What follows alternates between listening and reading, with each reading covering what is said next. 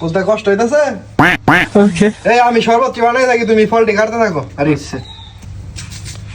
যে রোদ পড়ছে ঠাড়া রোদ, আজকে রোজাটা কষ্ট হয়ে গেল একবার। হ্যাঁ রোজাও তো নাই গেছে গা, খাবার তো মনে হইতাছে কি যে করুন। এটা খাইটা তুই খেয়ালা, এটা খাইটা তুই খেয়ালা, তোর না কষ্ট হইতেছে রোজা থাকতে, খেয়ালা এটা খেয়ালা। খামো নাই কি করুন বুঝতেছি না তো কিছু।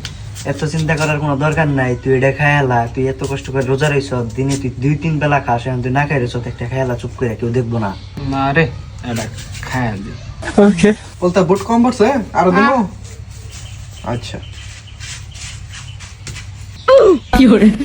এই খেয়াল আইছে এই, কি করলি তুই?